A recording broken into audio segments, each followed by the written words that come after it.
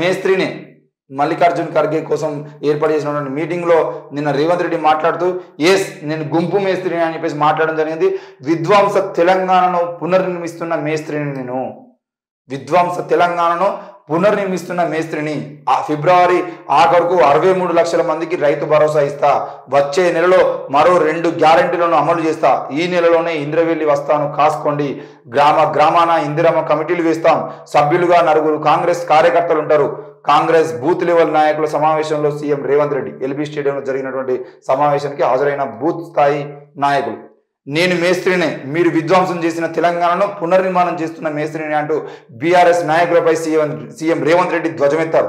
మిమ్మల్ని 100 మీటర్ల లోతులో గోరి కట్టే మేస్త్రినే కూడా తానేనంటూ ఆయన వారికి వార్నింగ్ ఇచ్చారు. ఈ నెలలోనే ఇంద్రవెల్లి వస్తాను కాసుకోండి అంటూ సీఎం రేవంత్ రెడ్డి బీఆర్ఎస్ నాయకులకు సవాల్ విసిరాడు. హైదరాబాద్లోని ఎల్బీ స్టేడియంలో నిర్వహించిన Telangana Congress party booth level leaders సమావేశంలో భాగంగా ఆయన ఈ కీలక వ్యాఖ్యలు చేశారు. ఈ సందర్భంగా సీఎం రేవంత్ మాట్లాడుతూ మరో 2 హామీల అమలు కోసం ప్రభుత్వం సిద్ధమైందని ఆయన తెలిపారు. ఫిబ్రవరి నెలాఖరు నాటికి 63 లక్షల మందికి రైతు భరోసా చెల్లిస్తామని ఆయన హామీ ఇచ్చారు.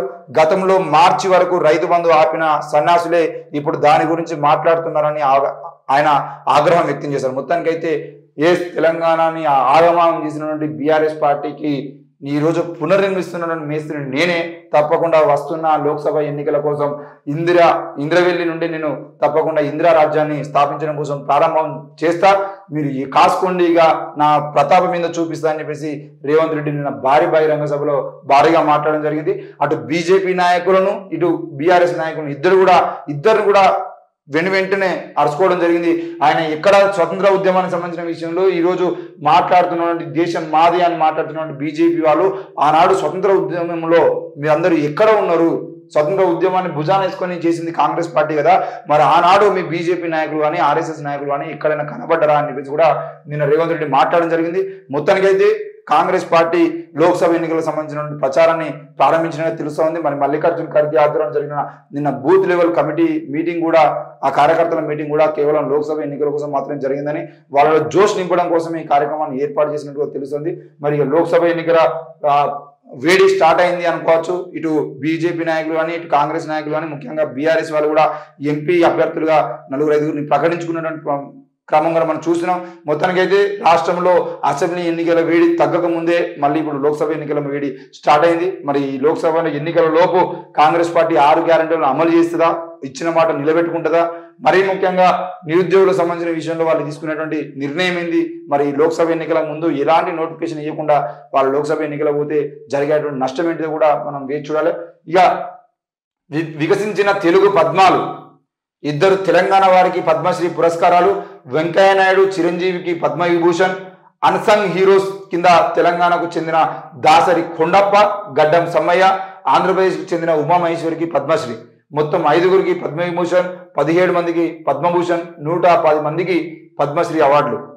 కేంద్ర ప్రభుత్వం 2024 పద్మ పురస్కారాలను ప్రకటించింది. వివిధ రంగాలలో విశిష్ట సేవలను అందించిన వారికి గణతంత్ర దినోత్సవం నేపథ్యంలో పద్మ పురస్కారాలను అందించడం ఆనవాయితీ.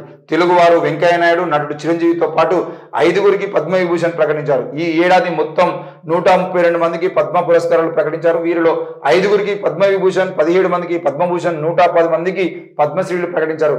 దేశంలో అత్యున్నత పౌర పురస్కారం భారత రత్నను బీహార్ జననాయక్ మాజీ సీఎం కర్పూరి ఠాకర్కు ఇటీవలే ప్రకటించారు. మరి పద్మవిభూషణ్ అందుకున్న వారిలో ప్రజా సంబంధాల రంగంలో ఎం వెంకయ్య నాయుడు, కళారంగంలో జయంతి మాలా బాలి తమిళనాడు, కొనిదెల చిరంజీవి సామాజిక సేవా రంగం నుంచి బిందేశ్వర్ పాఠక్ బీహార్ నుంచి, కళారంగం నుంచి పద్మ సుబ్రహ్మణ్యం తమిళనాడు. ఈసారి పద్మ పురస్కారాల్లో పద్మశ్రీలుగా ఎంపికైన వారిలో ముందుగా అన్సంగ్ హీరోస్ కేటగిరీలో 34 మంది పేర్లను ప్రకటించారు. కాగా తెలంగాణకు చెందిన 2కి పద్మశ్రీలు వచ్చాయి. తెలంగాణ నారాయణపేట జిల్లా దామరగిద్దకు చెందిన బుర్రా వీణ వాయిద్యకారుడు దాసరి కొండప్ప, జనగామ జిల్లాకు చెందిన యక్షగాన కళాకారుడు గడ్డం సమ్మయ్యకు పద్మశ్రీ వచ్చింది. మొత్తానికైతే తెలంగాణ రాష్ట్రానికి సంబంధించినటువంటి వ్యక్తులకు 2కి, అది కూడా దాసరి కొండప్ప, గడ్డం సమ్మయ్య 2 కూడా అత్యంత గొప్ప కళాకారులుగా పేరు పొందినటువంటి వాళ్ళు. మరి ఆ కళాకారులు ఇద్దరికి ఈరోజు పద్మశ్రీ రావడానికి తెలంగాణ ప్రజలు కూడా స్వాగతించడం జరిగింది. మొత్తానికైతే తెలుగులో హీరోగా ఉన్నటువంటి వ్యక్తి చిరంజీవికి, అలాగే తెలుగుకు సంబంధించినటువంటి భాషకు సంబంధించిన వ్యక్తిగా వెంకయ్య నాయుడుకి, వీళ్ళిద్దరికీ తెలుగులో మరి అవార్డులు వచ్చినట్టుగా చెప్తా ఉన్నారు. ఏది ఏమైనా కూడా వెంకయ్య నాయుడుకి చిరంజీవికి వచ్చినటువంటి అవార్డులను పక్కన పెడితే కొండప్పకు సమ్మయ్యకు రావడానికి మాత్రం ఇక్కడ ఉన్న చాలా మంది కళాకారులు, ముఖ్యంగా ఈ తెలంగాణలో జానపద కళలకు గొప్ప పేరు ఉంటుంది కాబట్టి జానపద కళాకారులు చాలా మంది కూడా నిన్న సోషల్ మీడియా వేదికగా వాళ్ళిద్దరికి అవార్డులు రావడాన్ని అభినందించారు. మరి ఇట్లాంటి అవార్డులు దాదాపుగా ప్రజాసేవలో ఉన్నటువంటి వాళ్ళకి ఇచ్చుకుంటూ పోతే ఆ అవార్డులకు ఏమైనా ఉపయోగం ఉంటుంది. మరి కేవలం మీ పార్టీ కోసమో మీ కళాకారులు అంటే ఆ కళాకారులలో కూడా మీ వాళ్ళని చూసుకొని ఇచ్చేటువంటి ప్రయత్నం చేస్తే మాత్రం ఆ అవార్డులకు ఉన్నటువంటి విలువ కూడా పోతుంది. కాబట్టి ఆ విషయంలో ప్రభుత్వం ఆలోచన చేయాలి. ఇక ఎంసెట్ పేరు మార్పు, ఇక నుంచి ఈఏపీ సెట్ మే 9 నుంచి 11 వరకు ఇంజనీరింగ్ ప్రవేశ పరీక్షలు, 12, 13 తేదీల్లో అగ్రికల్చర్ ఫార్మసీ పరీక్ష, మే 6న ఈసెట్, 23న ఎడ్సెట్ పరీక్ష, జూన్ 3న లాసెట్, 4, 5 తేదీల్లో ఐసెట్, 6, 8 తేదీల్లో పీజీ ఈసెట్, 10 నుంచి 13 వరకు పిఈ సెట్ ఉమ్మడి ప్రవేశ పరీక్షల షెడ్యూల్ను విడుదల చేసిన ఉన్నత విద్యామండలి. మొత్తానికైతే ఎంసెట్ పేరు మార్చారు, దానికి ఈఏపీ సెట్ అనే పేరు పెట్టడం జరిగింది. మొత్తానికైతే మే 9 నుంచి ప్రారంభమై దాదాపుగా జూన్ 3న లాసెట్, జూన్ 10వ తారీఖు 13వ తారీఖు వరకు పిఈ సెట్, మొత్తానికైతే మే 9 నుంచి జూన్ 13 వరకు అయితే పరీక్షలు నిర్వహించనున్నారు. మరి ఈ పరీక్షలన్నిటికీ ఉన్నత విద్యాశాఖ ఉన్నత విద్యామండలి డేట్ అనేది ఖరారు చేసింది. మరి అభ్యర్థులు ముఖ్యంగా విద్యార్థులు ఎవరైతే ఉన్నారో వాళ్ళందరూ సరిగ్గా ఆ డేట్లను ఫిక్స్ చేసుకొని చదువుకొని మంచి ర్యాంకులు సాధించాలని కోరుతున్నాం. ఇక నేడు రాష్ట్ర వ్యాప్తంగా బార్లు పబ్ల మూసివేత, రిపబ్లిక్ డే సందర్భంగా ఎక్సైజ్ శాఖ ఆదేశాలు, వైన్స్ షాప్ల వద్ద క్యూ కట్టిన మందుబాబులు. మొత్తానికైతే నిన్న మరి ఈ రోజు రిపబ్లిక్ డే సందర్భంగా మరి అది క్లోజ్ ఉండే అనే విషయం తెలిసిన తర్వాత నిన్న మొత్తానికైతే రాష్ట్ర వ్యాప్తంగా బార్ల దగ్గర పబ్బుల దగ్గర వైన్స్ దగ్గర అయితే జనాలు గుమిగుడి మరి మందునైతే ఈ రోజు తాగడం కోసం నిన్ననే తీసుకుని పెట్టుకున్నారు. మరి ఆ విషయంలో కూడా మందుబాబులు గుర్తుపెట్టుకోవాల్సింది ఏంటంటే మందు తాగి రోడ్ల మీదకి రావడాన్ని మర్చిపోవాలి మీరు. ఎందుకనంటే ఈరోజు రిపబ్లిక్ డే కాబట్టి ఇంకా మరింత ఎక్కువ చర్యలు తీసుకునేటువంటి అవకాశం ఉంటుంది. కాబట్టి మేము నిన్ననే మందు తీసుకున్నాం కదా, మందు బయట దొరకదు కాబట్టి తాగినా ఏం కాదు అని చెప్పేసి ఆలోచనకు పోవద్దు. మరి ఎందుకు ఈ రోజుల్లో రిపబ్లిక్ డే కానీ లేదంటే అక్టోబర్ 2న కానీ ఇంకా కొన్ని రోజులు ఆగస్టు 15 కానీ ఇట్లా గాంధీ జయంతి, అంబేద్కర్ జయంతి రోజుల్లో ఎందుకు మందు తాగద్దు అని అంటే ఆ రోజుకున్నటువంటి విలువకి మనందరం విలువ ఇవ్వాలనే క్రమంలో ఆ రకంగా వాళ్ళు మందును బ్యాన్ చేస్తున్నారు. ఆ బంద్ చేసిన క్రమంలో బ్యాన్ చేసిన క్రమంలో కూడా మేము తాగుతామనే నిర్ణయానికి మీరు వస్తే మాత్రం అది సరైన నిర్ణయం కాదు. ఏడాదిలో ఒక రోజు మీరు మందు బంద్ చేసేది ఉంటే వచ్చే నష్టం ఏం లేదు.